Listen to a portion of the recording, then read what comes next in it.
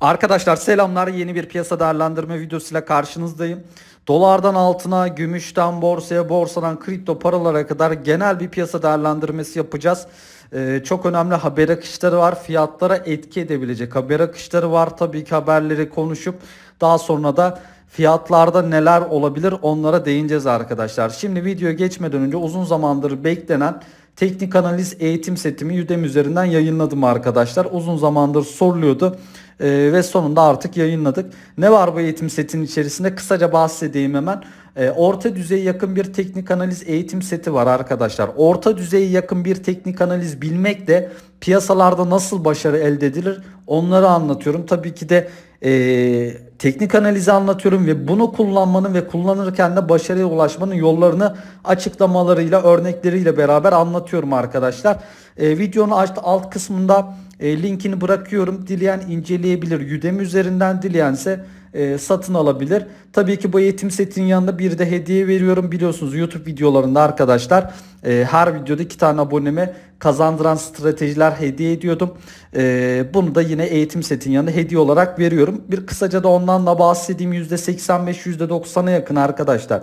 Borsada, kripto paralarda hisse alıp satarken vesaire Türk borsasının özellikle BIST 30 hisselerinde çok fazla işe yarıyor. Yine döviz piyasasının %90'a yakın başarı oranı sağladığım stratejilerimi yine aynı şekilde eğitim setinin yanında hediye olarak veriyorum arkadaşlar.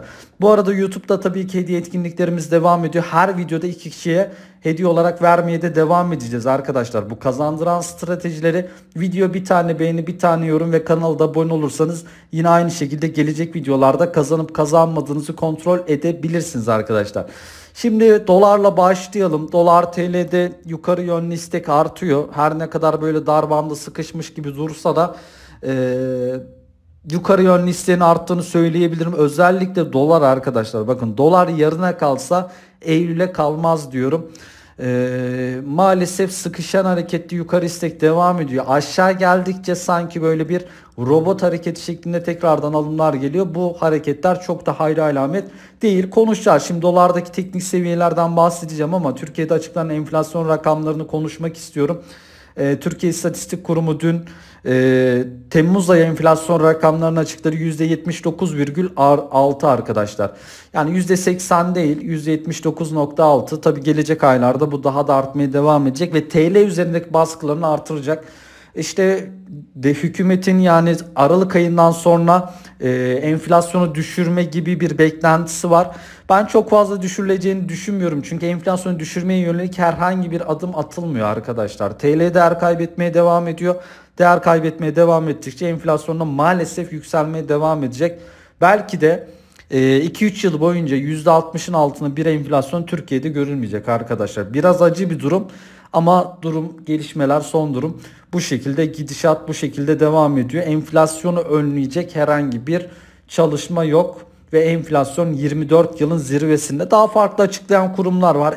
ENAK gibi kurumlar enflasyon çok daha yukarılarda açıklıyor. Tabii ki de TÜİK'in açıkladığı enflasyon rakamları hissettiğimiz enflasyon rakamlarından aşağıda diyebilirim arkadaşlar. Şimdi JP Morgan'dan da bir açıklama vardı. JP Morgan Türkiye'nin yıl sonu enflasyon tahminini korudu. JP Morgan yıl sonu için Türkiye'de %63,1 enflasyon rakamı kapanışı bekliyor arkadaşlar. Muhtemelen Eylül ayından sonra JP Morgan'da böyle bunları güncellemeye başlayacaktır. Hani Ağustos Eylül ayı enflasyon rakamları gelsin. Düşüş yoksa o da beklentilerini %70'e %80'e yükseltecektir. Bakın İngiltere'den arkadaşlar 27 yılın en sert faiz artışı geldi. Bu ne demek oluyor? Dünya sert faiz artışlarına gitmeye devam ediyor arkadaşlar. Yıl başından beri 65 tane ülke faiz artırdı. Niye? Çünkü artan bir enflasyon var. Dünyada patlayan bir enflasyon var. En azından bunu bir nebze de olsa dizginlemek için tüm ülkeler faiz artışlarına gidiyor. Bu enflasyonu durdurabilmek için tabii ki durduramıyorlar ama en azından birazcık daha dizginliyorlar, çabalıyorlar. Tabii ki dünyada bu kadar faiz artışların yaşandığı bir ortamda siz faiz artırmıyorsanız bunun da bir sonucu olur arkadaşlar. İngiltere'de bakın 27 yılın en sert faiz artışı gelmiş durumda. İngiltere arkadaşlar, Londra finans merkezi olarak kabul edilir.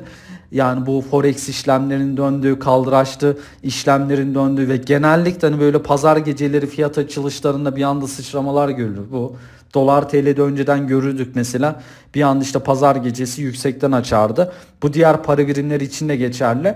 Bu genellikle Londra piyasalarında alınan işlemlerle, Asya piyasalarına iletilen işlemlerle oluyordu arkadaşlar. Yani Londra gibi bir yer arkadaşlar, İngiltere gibi bir yer 27 yılın en sert faiz artışını yapıyor. Burada birazcık düşünmek gerektiğini düşünüyorum. Şimdi Twitter'da böyle bir fotoğraf dolaşıyordu. Bir tane yabancı ülkeden gelen turistler arkadaşlar Türkiye'de kahvaltı yapıyor. Ve bunu Twitter hesabından paylaşıyorlar. Gündem oldu. Ben de bunu biraz konuşmak istedim açıkçası. Üzerinde bayağı bir düşünülmesi gereken bir fotoğraf. Paylaşıyor işte. Bu sadece diyor geleneksel Türk kahvaltısı ve sadece 12 dolar diyor. Önceden arkadaşlar böyle ekonomisi kötüye giden ülkeler, para birimi değer kaybeden ülkeler, enflasyonun patladığı ülkelere giden turistler genellikle bunlar işte YouTube'da videolarda yayınlardı. Twitter'da, sosyal medya, Facebook'ta vesaire ne kadar ucuz. İşte şu kadar doları şu ülkede şunları alabiliyorsun gibisinden videolar çekilirdi. Maalesef şu anlık biz de o tarafa doğru gidiyoruz. Bakın gelen turistler yedikleri yemekleri, kahvaltıları vesaire böyle Twitter hesaplarında paylaşıyorlar. Tabii ki onlar için 12 dolar çok fazla bir şey değil.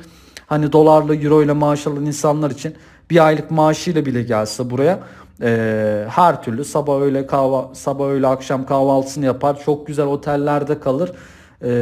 Tatilini yapar, geri döner. O yüzden tabii bunlar da şu an paylaşılmaya başlandı. Biraz üzerine düşünülmesi gereken bir fotoğraf arkadaşlar. Fotoğrafa dikkatli bakın.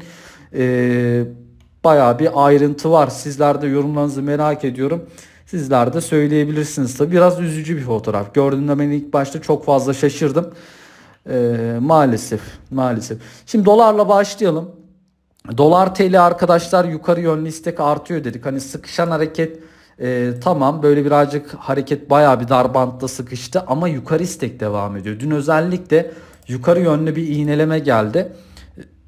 17.99 18'leri test eden bir dolar TL vardı. Burada 17.99 gözüküyor ama bazı platformlarda veri sağlayıcılarında 18 TL'ler test edildi. Şimdi bu 18 TL'nin test edilmesi alıştırma dönemleri arkadaşlar. Tamam, dolarda bir anda patır kütür bir sıçrama olmayabilir kısa vadede. Ama bakın dolar 18 oldu diye dün Twitter'da mesela TT oldu. İnsanlar buna yavaş yavaş alıştırılıyor. 18 gördü, hop geri eski yerine çekildi. Ne oldu? 18 gördü diye TT oldu. Son birkaç kez belki daha 18 olacak. Geri çekilecek 17.90'lar 17.95'lere.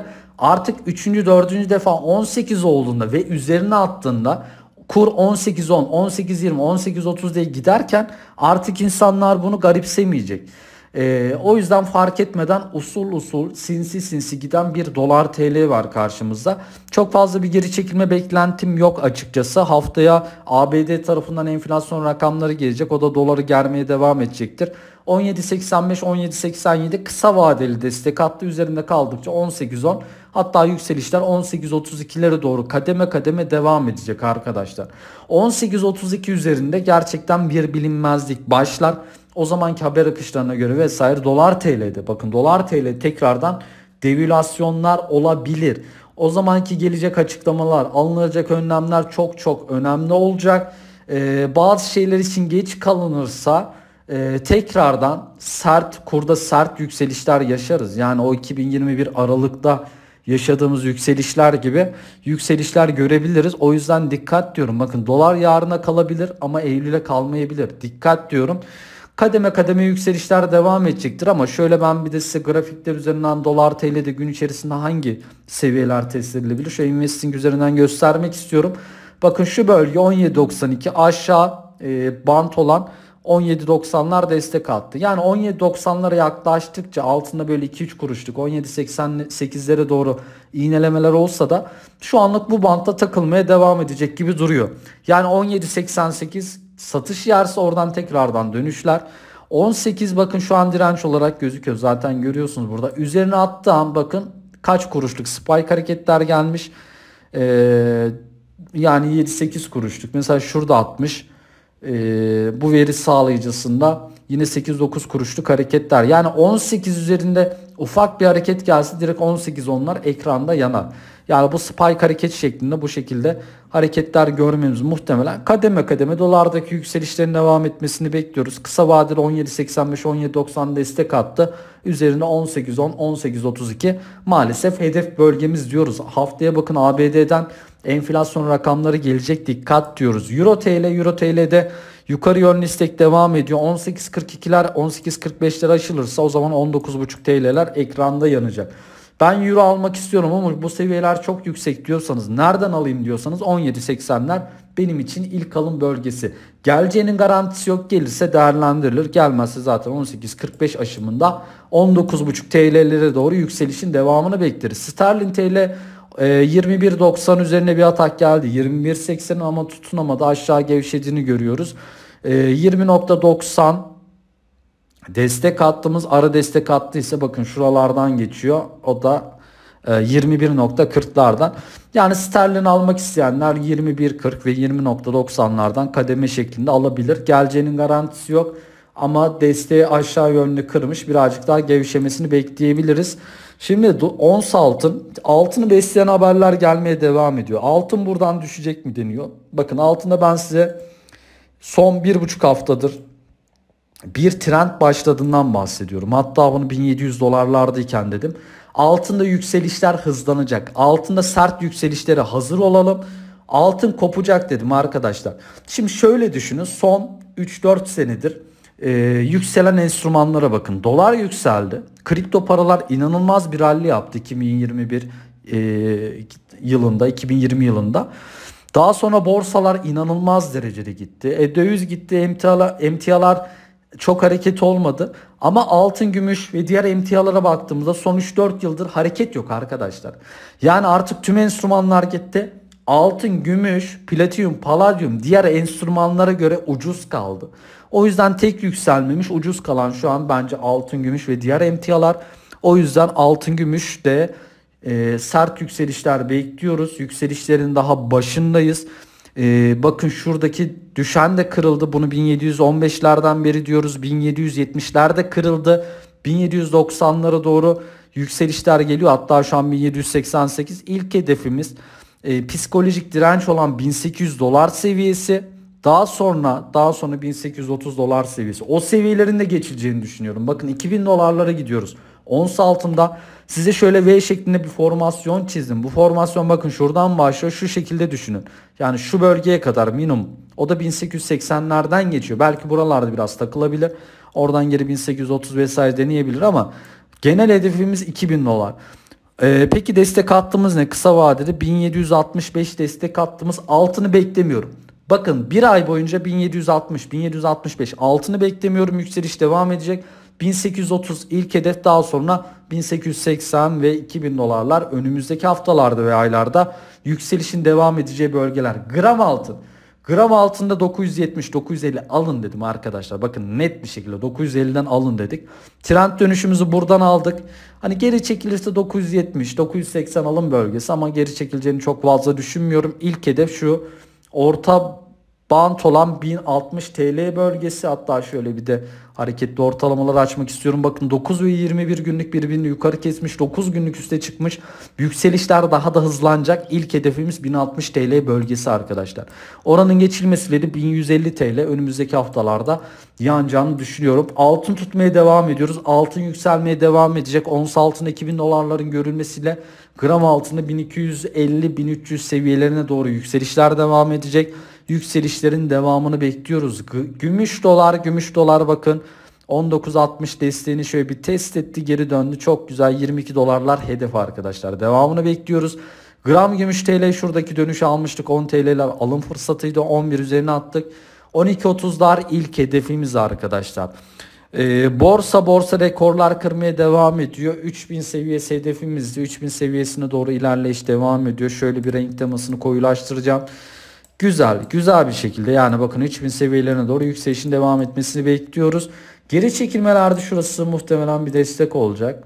Şu bölge 2680 bölgesi. Burası hani gap'li böyle yukarı attığı için tekrardan bir retest yapabilir 2680'lere. Ama genel hedefimiz 3000 seviyesine doğru yola çıktı borsa.